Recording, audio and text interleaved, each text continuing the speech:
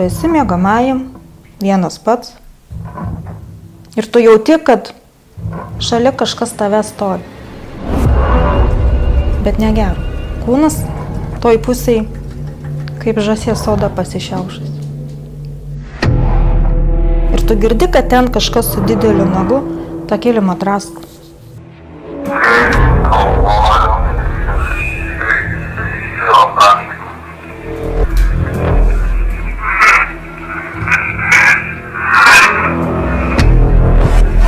Aš meldžiausi, kad viskas būtų ištraukta iki paskutinio lašo, kas yra įnešta su juodąja magija.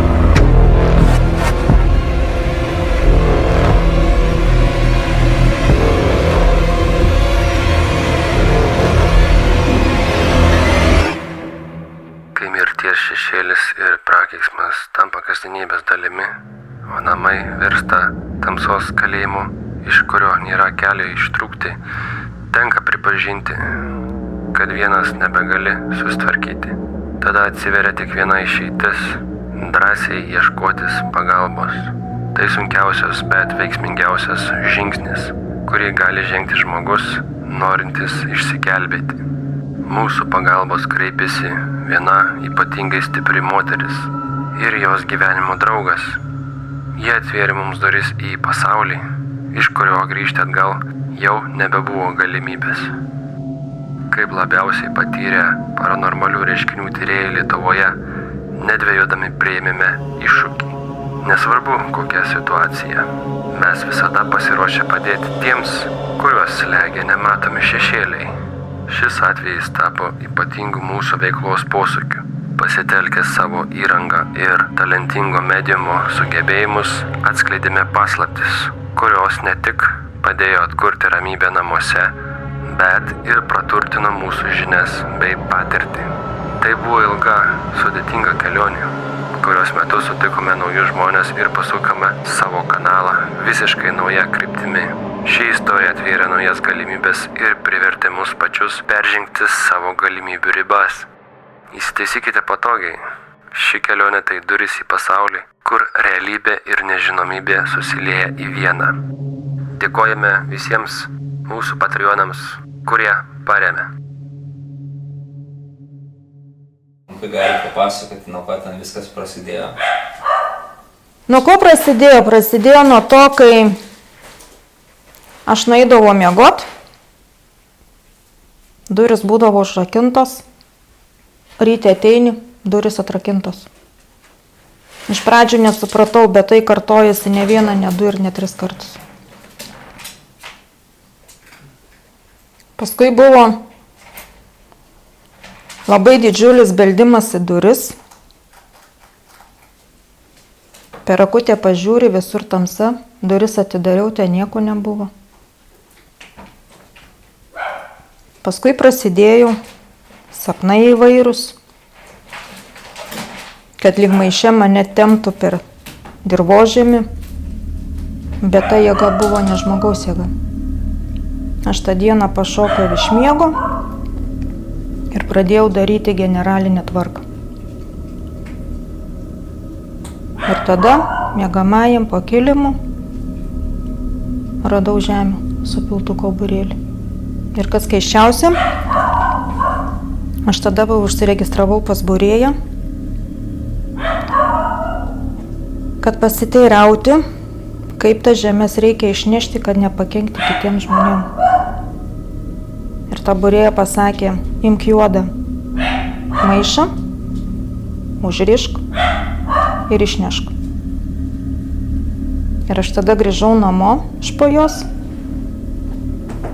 nuėjau į parduotuvę, o ta parduotuvė buvo tam pačiam daugiabutį, kur mes gyvenom. Ten buvo butas lygiai toks pat kaip ir čia. Lygiai tas pats išdėstymas. Ir toj parduotuviai viena mergaitė sako, kas jums darosi su tais juodais maišais? Sakaugi, pirmą kartą. Sako, jo, sako, to buvo uošvienė prieš porą mėnesių. Atėjo, sako, duokit man juodą šiukšlių maišą. Sako, aš buvau pas būrėją, man reikia kai ką parnešti. Tokiu būdu vat ir atkeliavo.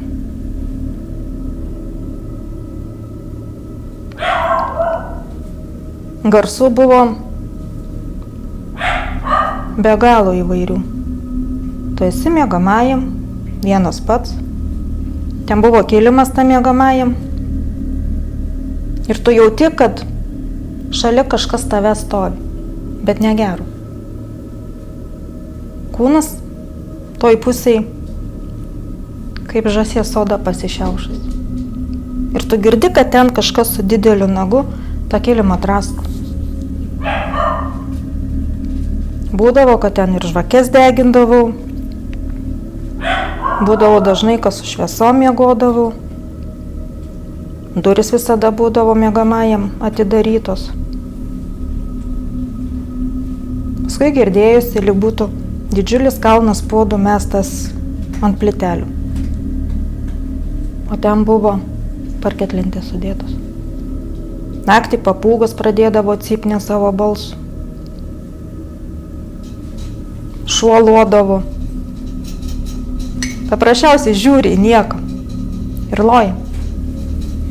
Ir puola. Jums viskas įdomu, turiu patraukti kamerą.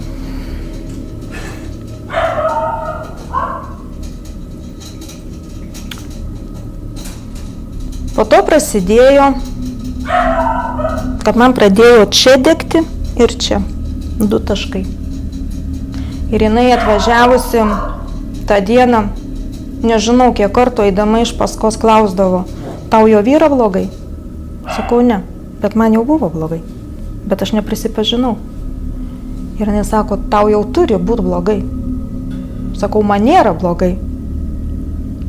Ir po to atvažiavusi, nežinau, ką ten padarė, aš sėdėjau ant sofos ir man toksai šaltis nuo pačios iki vidurio nugaros.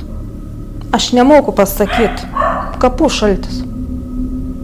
Čia dega, čia šala. Pamiegot nebegalėjau. Praėjo kažkiek laiko, aš valgyti nebegalėjau. Iš manęs buvo likę tik tai kaulai ir oda. Ir aš tai nieko nepadariau. Mano vaikui irgi buvo blogai. Tas buvo toks laikotarpis, kad iš jos pradėjo tyčiotis mokytoja mokyklai, o vėliau klasiokai.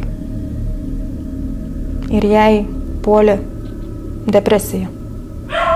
Pradėjo savo rankas pjaustyti. Tu išeini į darbą, jinai neatsiliepia telefonu ir tu nežinai, grįžęs ką tu rasi. Gyvą vaiką, negyvą.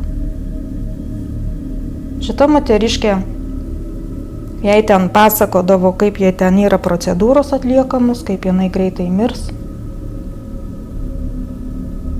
Cirkas ten vyko. Tikras cirkas. Bet vėliau sutikau žmonės, kurie ištiesė pagalbos ranką ir pasuko mane tinkamu keliu. Tada pradėjau kovą. Prasidėjo maldos, tada prasidėjo dar daugiau paranormalių reiškinių. Tai tas maldas išprovokavo, turbūt tos paranormalius reiškinius sustiprino. Šiaip man ten galėjo būti kur kas blogiau. Bet aš labai švelniai viską praėjau šitą etapą. Tai galbūt tas maldas ir apsaugojo nuo ligos, kurią siuntė, kurią norėjo perduoti. Nežinau, kas man į mintis įkišo, bet aš darbe visą dieną, ten žmonių nebuvo tą dieną. Aš meldžiausi, kad viskas būtų ištraukta iki paskutinio lašo, kas yra įnešta su juodąja magija. Ir tada grįžau iš po darbo autobusu. Man tai pasidarė negera, tai pasidarė silpna. Aš atsisėdau ant suoliuko ir aš jaučiu, kad man kažkas tempia. Bet tai buvo, tas tempimas buvo žiauriai stiprus ir aš jaučiu, kad viskas yra apsivynioję aplink mano žarnas. Sekančią dieną iš kitos pusės. Bet tas deginimas nepraėjo. Po to pradėjau melstis, kad gaučiau galią ar suvokimą atpažinti užkalbėtus daiktus. Ir kad atsirastų žmogus, kuris padėtų man iš to išlipti. Ir atsirado žmogelis. Ir atsirado. Jo. Aš jo postą užmačiau, parašiau ir po šiai dienai bendraujam. Ir tada jisai net nematęs, kaip aš gyvenu, kokie daiktai ir kaip aš atrodau. Jam tiesiog būdavo vizija kažkokių daiktų. Ir jisai pradėdavo klausinėti. Yra pas tave toksai daiktas? Sakau, jo yra. Nešklauk. Ir paskui po kažkiek laiko sako, man tavo gėlės nepatinka. Ir aš atsimenu, dirbau, energijos buvau pilna, o sekančią dieną buvo laisva. Ir šiandien aš atsimenu jo žodžius. Sako, nenustepčiau, jeigu tu rytoj miegotum, nes tau reikia gėlės persodinti. Taip ir buvo. Aš negalėjau atplėšti akių. Toks miegas buvo saldus. Bet jisai nedavė ramybės, skambino. Ir tada per prievartą išlipau lauk iš lovos, iškeliavau į parduotuvę, parsinežiau patį didžiausią maišą žemę. Pradėjau gėlės persodinti. Ir vienos gėlės vazone buvo moneta, kurią paėmiau į rankas. Ir man čia pirštai pradėjo lygiai taip pat degti, kaip man degė tie 2 taškai. Ir tada aš tą žemės susėmiau į Maksimos maišelį. Maksimos. Ne tokį, o mažiuką. Ir aš tų žemę negalėjau panešti. Aš nežinau, ką ten išnešiau. Bet toks buvo svoris, neįsivaizduoju, kas ten buvo. Aš į konteinerį įkėliau gal iš 3 ar 4 karto. Tai kaip anksčiau jis pakeldavo tavo zoną? Ar tik tada, kada buvo ta intencija, kad jau išmesit, tik tada? Tada, kai jau atėjo laikas tam žemėm iškeliauti. Nes aš tada kėliausi iš kitų namų.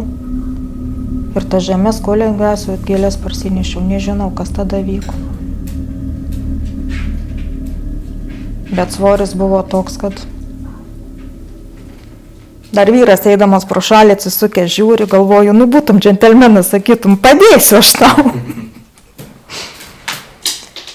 Bet teko pačiai atsikratyti. Ir tada po kelių dienų pastebėjau, kad man niekas nebedega. Jaučiau, kad didžiulį svorį nešioju. Bet vat maldomis tą svorį atsikračiau. Dar senos namus tebe gyvenau.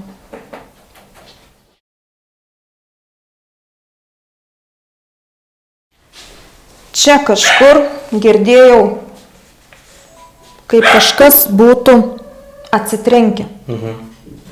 Tokį patį garsą prieš 2 kartus, kai dirbau atgal, girdėjom visi darbe. Po to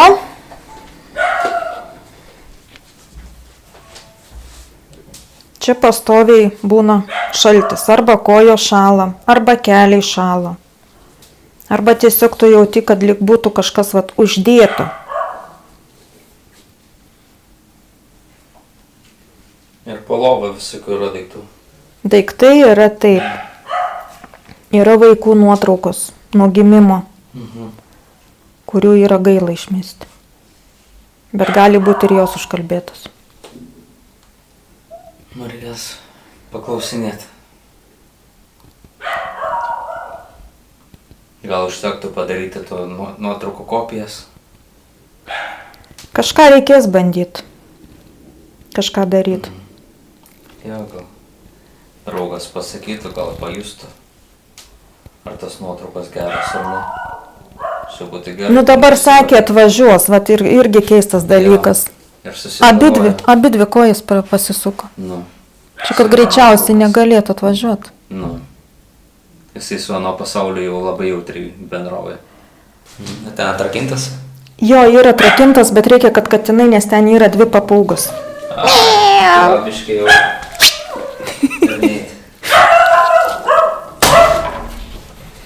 Bet gyvūnų tai jau sako, turit. Nu, nemažai. Čia yra, Kaip ir džiaugsmas iš tikrųjų. čia yra jų daiktai sudėti, tai yra užgriozdintas, bet čia buvo 2 gulė lova. Čia ukrainiečiai gavo dovanų tą spintą. Ir kiek aš tą spintą siūlau, niekas jos neima nemokamai. Kaip jinai pats atsidarė duris? Nieko. Atsidarė duris pats. Ai, vis tiek narvelis yra. A, nu. Jie nuverčia. Nuverčia. Bet kad papūgos ramios, tai čia žiauriai keista. Nu jo, sandėliukas jiems. Nu čia laikinai, kol susitvarkys, kol remontus pasidarys. Tai va, aš įtariu, kad tie ukrainiečiai irgi kažką darė, nes radau 3 vietose monetų skaičių ir sumas. Buvo tokios pat, tik tai vienoje vietoje buvo, kad jie apsiriko. Vietoj euro centų įdėjo ukrainiečių. Leist? Nes, nu, Ar leistas? negalima. Jie nori, žiūrėk, sulėtina. Žinau, ką nori. Jie moka atsidaryti. Moka. Jo, paskui radau paklodę su krauju suteptą. O, Nu, slavai, žinai. Jie mėgsta. Labai mėgsta. Lietuviai mėgsta, slavai mėgsta, mes tokio kraujo. Bet ukrainiečiai tai baisiai mėgsta, nes pastoviai ukrainiečiai klausdavo, o gal tu nori, kad aš pas babutę nueičiau? Sakau, ačiū, nereikia. Aš jau praėjau, sakau, šitą etapą, jau sakau, patys pasilikit savo.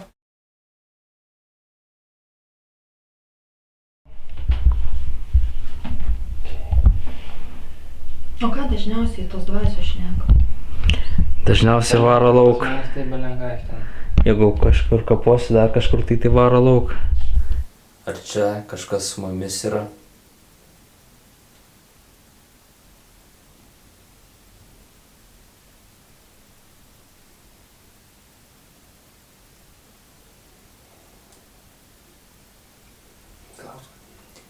Jūs esat blogi ar geri?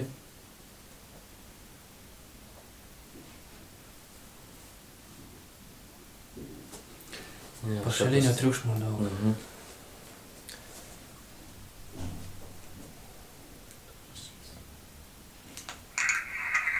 Nebusim keistuoliai, čia išgirs. Truputėlį.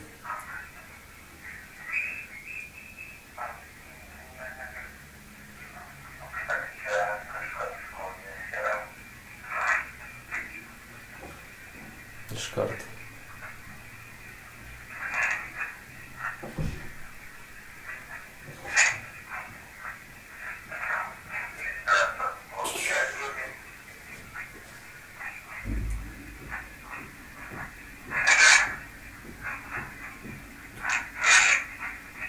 Eik savo maniau. Karštis išpylė. Čia gal pašalinis garsas. Čia gal pašalinis garsas buvo. Dar kartą Karštis išpylė.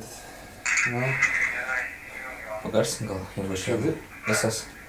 jo, palauk, nebus sugreitinis, ne? Visas.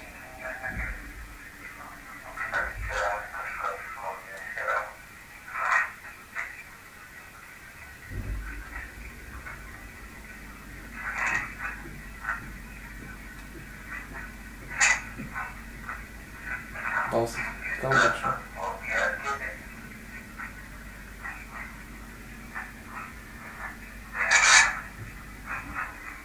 Čia galėjo budelis. Ne. Tai vadinasi, kažkas kalba? Kažkas Jo. visuoja. Reikės analizuoti. Dabar Jis jau per kaip- patį diktafoną sunku suprasti. Po to reikia analizuoti. mes paimsim per telefoną. Šitą O neišėjau. dar geriau bus suprasti jų namuose, aišku. Ar čia kažkas su mumis yra?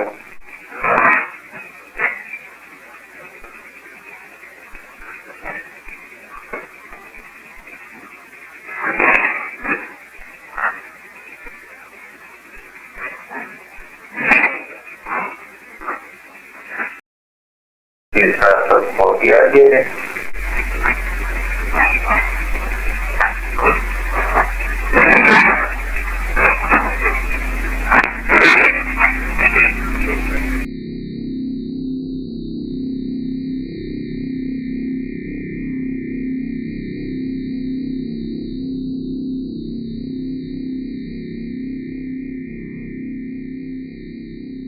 Ir Per toliau. programą. Kodėl prakaitas pila? Nu, kai išgirdau kažkas, kad kalba, o čia karšta per lobiškį. Ingi. Palauk, tai jo. Kodėl tu esi čia? Kodėl tu lankaisi pas šią moterį ir kodėl tu glostai jos plaukus? Prisistatyk savo vardu.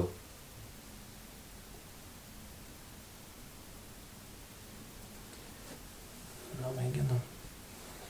Paklausyk.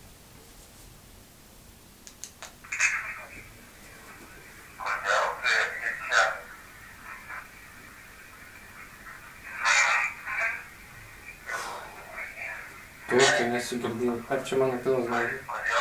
Ne.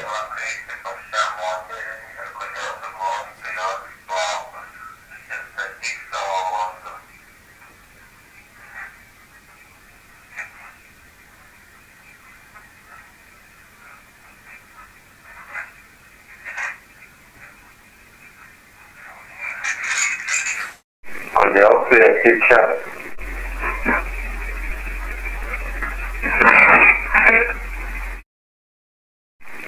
Kodėl tu lankaisi pas šią moterį ir kodėl tu glostai jos plaukus? Prisistatyk savo vardu.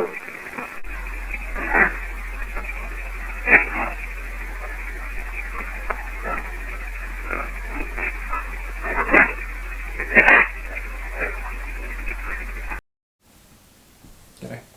Ar čia yra užkerėtų daiktų šitose namuose?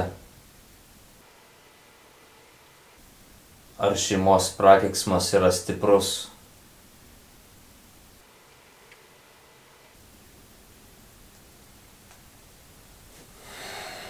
Bandom paklausyti.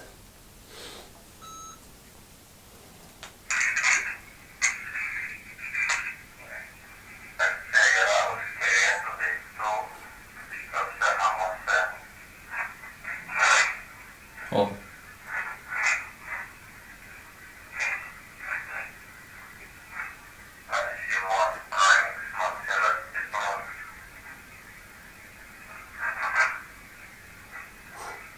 Ką darai, lyg sakė, ne? nežinau, aš prieš tai tik girdėjau, kad... Ar čia yra užkerėtų daiktų šitose namuose?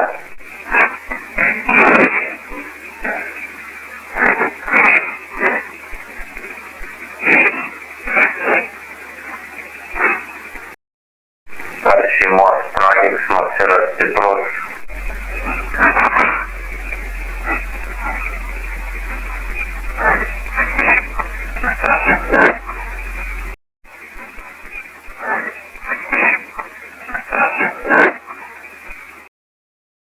Kitą klausimą.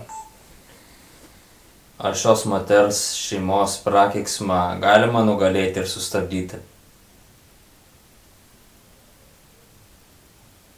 Kaip kovoti su šiuo prakeiksmu?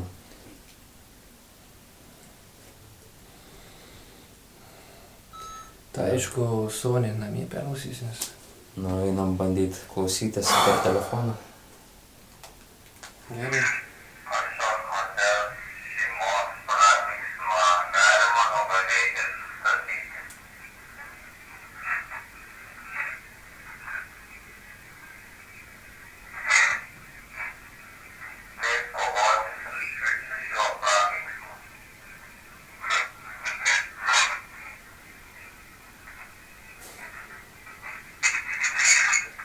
Ar šios moters šeimos prakeiksmą galima nugalėti ir sustabdyti.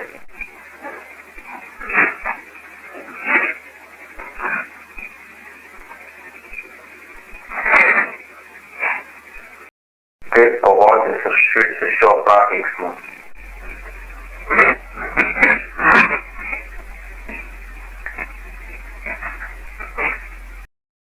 Bet žodžiu, labai daug norintis bendrauti. Labai. Jo. Dažnai tai būna. Ne. Pirmas kartas. Kad iš tiek daug Pas kalbėti. manęs namuose tai ir būna. Jo. Šneka. Mano vardą 2 sakė. Žygimantas. Nes šiaip kaip kažkur, turbūt kur mes važiuojam, ten norisi ramybės. O čia nori bendrauti. Čia nori bendrauti. Nes kapuose, apleistose vietose, ten tikrai dvasios ieško ramybės. Čia ieško bendravimo, kontaktų kažkokį. Kažką nori perduoti, pasakyti. Nebefokusuoja. Super. Tai, kad mums reikia dabar perklausyti ir yra turbūt visieną kitų klausimų, kurias mums reikia toliau užklausti, jeigu mums tikrai pavyks dabar kažką tai sužinoti.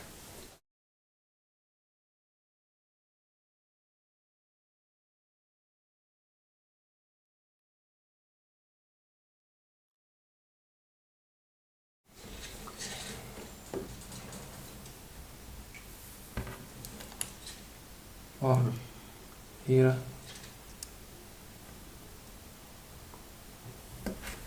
Lygtais. Tikriausiai, kas šitą rašo. A ne? Ar mumis? Paskui užžiūrėsiu. Tuoj. Tai rašo. Nu, o dabar lėtai rašinės pavyzdžiui. Dabar kiek laiko užtrukome tenais, tiek laiko šiai rašinės.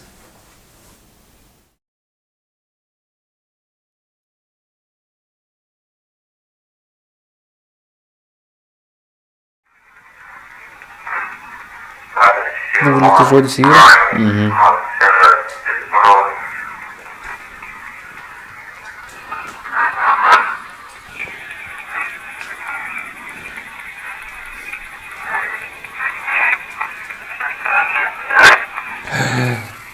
Tai kažkoks lyg balsas buvo, negali būti. Man irgi pasigirda gali būti. Eik, tu savo, negali būti.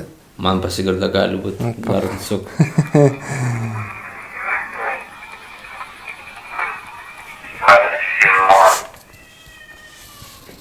Dabar kad.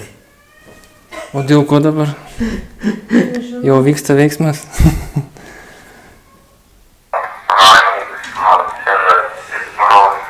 Kas šitas dar dum? Ai, nieko. Pala. Dar skaičiu tik klausimą. Koks ten buvo? Čia yra užkerėtų daiktų šiuose namuose.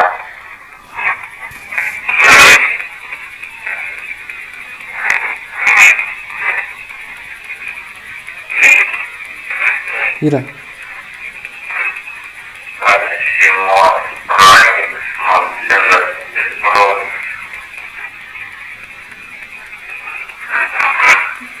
Žinoma. Kodėl man atrodo, kaip ką darai kažkaip.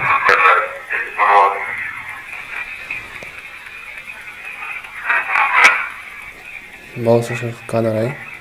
Tu išgirdi, ką darai? Nu, ką darai? Man pasakyti, žinoma. Dar kas. Blema, čia rimtai balsas buvo, negali būti, kažką lyg sako.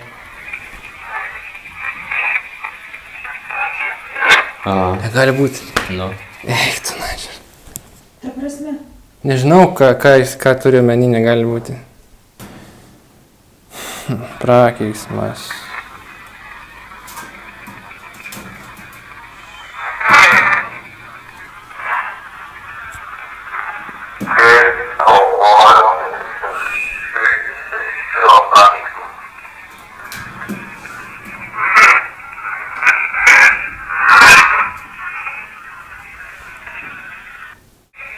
Daiktus išmesti prakeiksmas. Taip atrodo sakė. Daiktus išmesti prakeiksmas. Bandom toliau. Man jisai patiko. Patiko? Ja.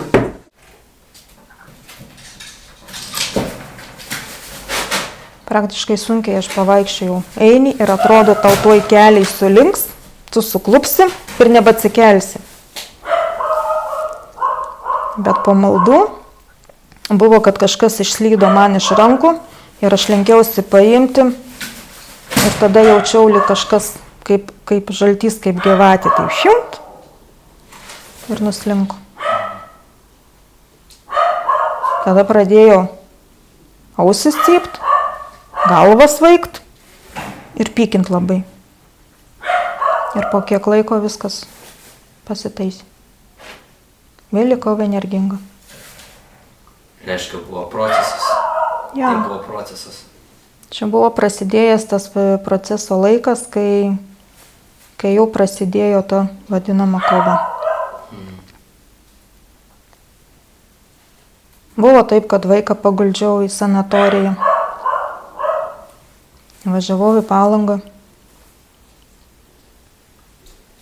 Ir va tą dieną, grįžtant į Klaipėdą, aš turėjau eiti kelkraščiu. Ir toks jausmas, kad man įvyks autoįvykis. Kad man, mašina suvažinės. Ir tada mačiau va tą juodą šešėlį, kaip šešką, kaip šermunėlį.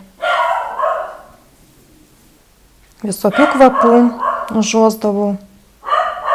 Pastoviai kampuose būdavo garsai įdomus, bildesiai, trenkimasis. Ne vieną aš tai girdėjau. Girdėjau, kur aš dirbau prieš tai. Visi girdėjau. Ir jos visą laiką kartodavo, sako, kol tavęs nebuvo, sako, mes nieko panašaus negirdėdavom. Čia ir spėliojam, bet paskui jumis viskas eina. Jo. Ką aš išgyvenau, priešui nelinkėčiau. Paskui, kai persikėliau į nuomojamą butą,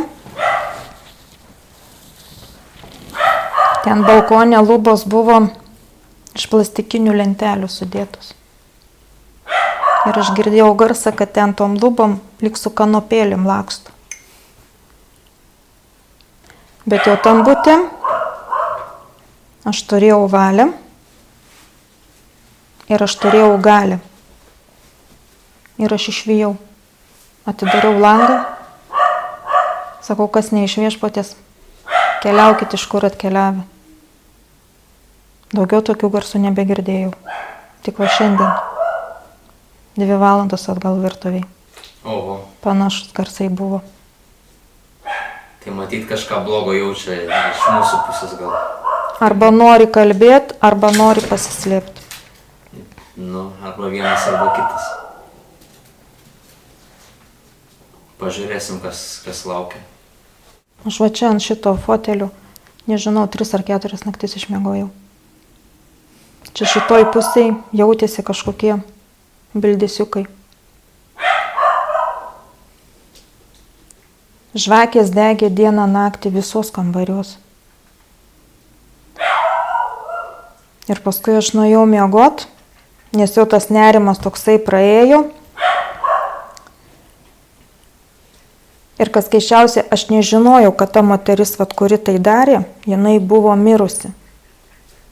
Bet dar jinai nebuvo palaidota. Ir paskui tas toksai nerimas nuslinko, galvoju, keliauju savo miegamąjį, normaliai išsimiegot. Ir aš tą naktį miegojau kiaurų miegų. Tas toksai miegas buvo tik paviršutiniškas. Ir paryčiais pajutau, kad visa nugara pašiurpo ir aš pajutau, kad aš esu ne viena ta miegamajam. Ir aš norėjau atsisėsti, atsisukti, nes ant pilvo gulėjau. Aš pajutau, kad man už kojų čiupo rankos. Ir aš jaučiu, kad aš kylu. Ir mintyse, Dieve, nejaugi jau viskas baigta. Ir va taip mane pakėlė, mano siela. Ir aš matau savo kūną, matau savo dvigulę lovą. Ir mane pradėjo nešti. Prieš laikrodžio rodyklę. Ten tada dar buvo statybinės medžiagos sudėtos. Pro vatas Nežinau kodėl, bet aš atsidūriau savo draugo virtuviai. Šaldytuvas, jo stalas, viryklė, skalbimo mašina, žarna, kur vanduo nubėga, dėžė su malkom. Ir paskui spintelė, ten šiukšlių dėžė stovėjo, viską mačiau. Ir prie tos spintelės aš norėjau krūptelti, nes pas mane mintis buvo, nu viskas, dabar jau sudušiu. Ir aš vėl atsidūriau savo miegamajam. Matau žvakę degančią, matau savo lovą, matau savo kūną, toj pačioj pozai, kaip ir prieš iškelimą. Ir taip gražiai sugražino mane virš kūno ir taip lėtai gražiai nuleido. Ausys cypė, galva svaigo, vargais negalais aš atsisėdau, pasėmiau planšetę, bandžiau vis jungti žaidimą, o mintise bandžiau suvokti, kas įvyko. Ir tada po kelių minučių iš manęs pradėjo išeiti šaltis. Per visas kelias.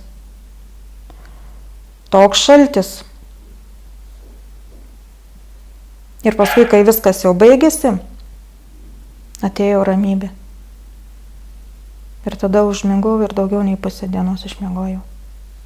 Ir nuo tos dienos aš nebejaučiu, kad mane va čia šaltis laiko ir čia šaltis laiko. Aš visada šaltį jausdavau.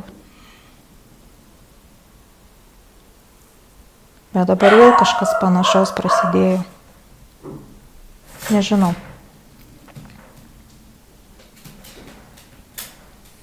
Kol kas tas ratas nėra užsidaręs. Reikia bandyti uždaryti. Reikia. Ir reikia ramybės pagaliau gyvenime. Būtent.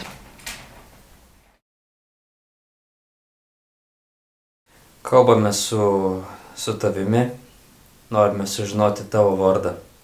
Kuo tu vardu?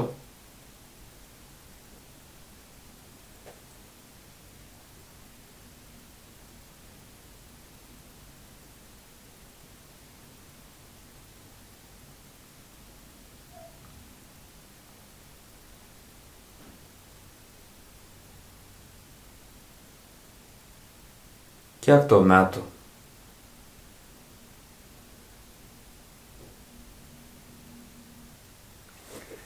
Gerai. Kalbame su tavimi, norime sužinoti tavo vardą. Kuo tu vardu? Taip, sak lyg tai.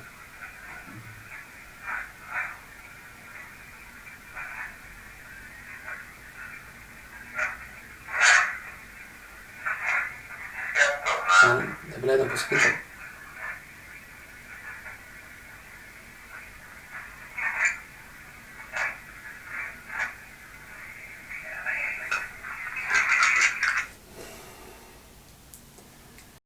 Kalbame su tavimi, norime sužinoti tavo vardą. Kuo tu vardu?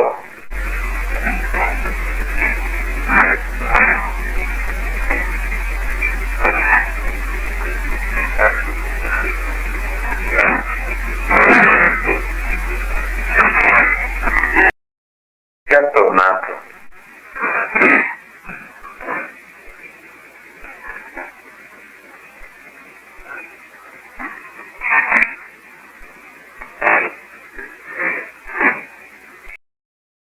Gal prisimena, kiek buvo metų paskutinį sykį?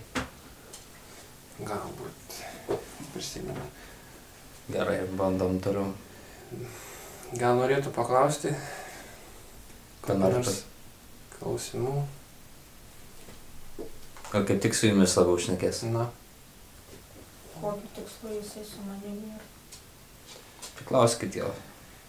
Jo, ir vieną klausimą yra. Gerai. Paspaudžiau. Kodėl tu esi visada šalia manęs?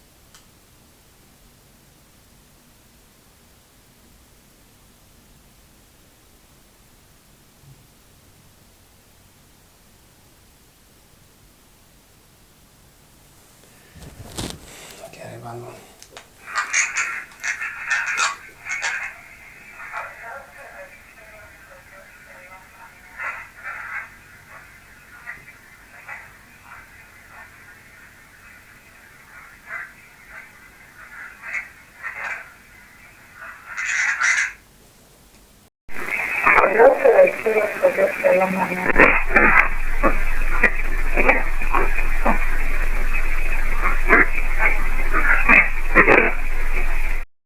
Gerai, spausk.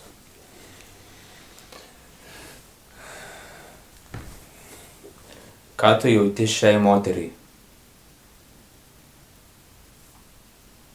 Ar tu nori pereiti į kitą pusę?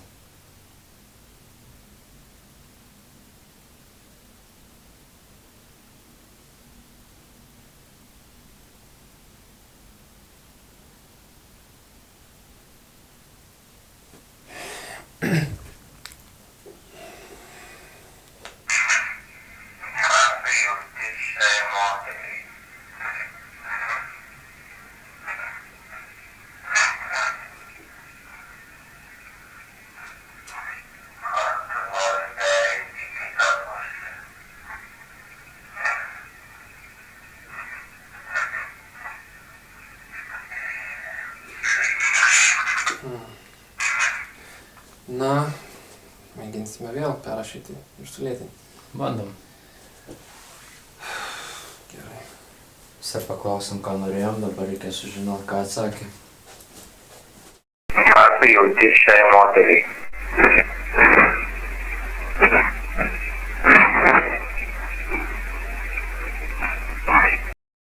Ar tu nori pereiti į kitą pusę?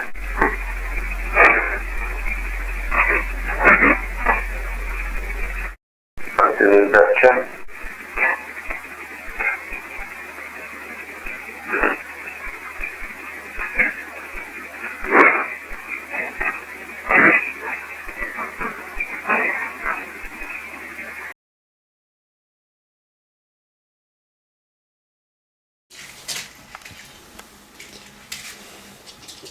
Tu degtukų turi, aš turiu žigalkis rankui. Va. Šiaip tai žvakės reikia su degtukais. Ai. Tai aš tą 1 eurą ištaškiau. Na, čia man tai draugė sako. Na, Ezoterikė yra. Aš jos klausau. ištaškiau 1 eurą. Nu gerai. Gal kada prireiks. Bet jau 1 turiu namie. Į kolekciją.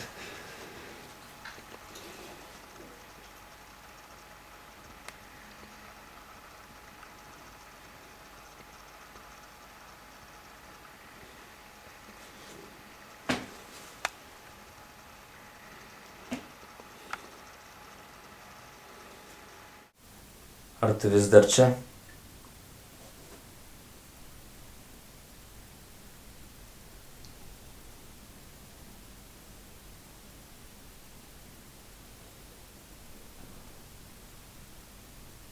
Ar tavęs netrikdo šitą žvakę?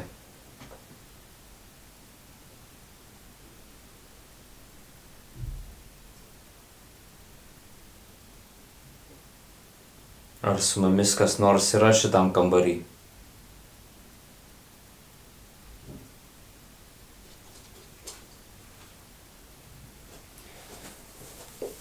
Biškį triukšmą buvo, kad viską negalvotumėm, kad kai...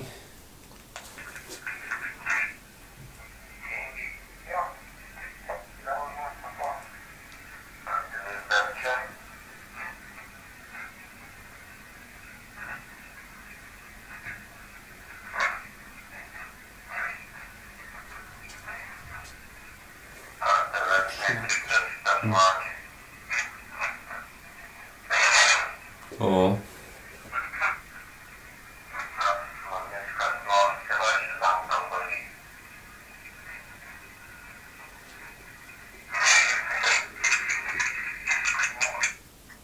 Prieš išjungimą gal dar kažką reikia. Išvaryt nieko neišvarė. Tai vadinasi, nepatinka žvakė? Ar tu vis dar čia?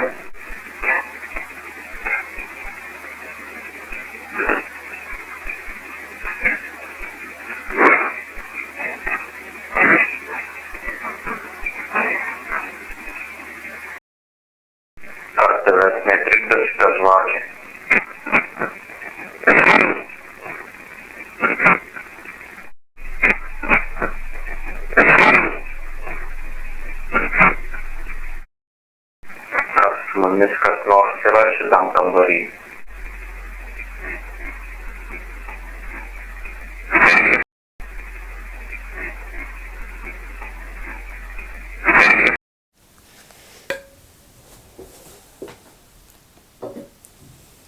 Gerai, tu paklaus. Kas čia buvo? Suploviau. Gerai. Ar tu esi pririštas prie tų prakeiktų daiktų?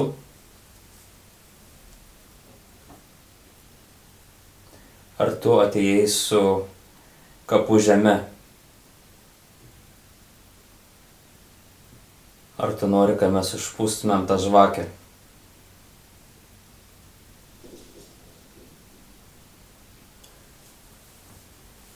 Ta, gal ir bus kažkoks tas žingsnis. Gerai. Ar tu esi pririštas prie tų prakeiktų daiktų? Ar tu atėjai su kapų žeme? Ar tu nori, kad Kalbėjai žodžiu buvo.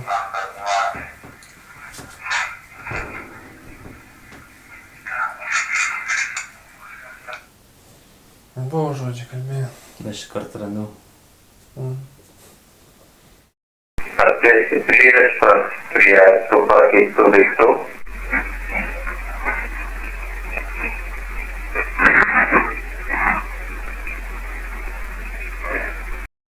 Ar tu atėjai su kapų žeme?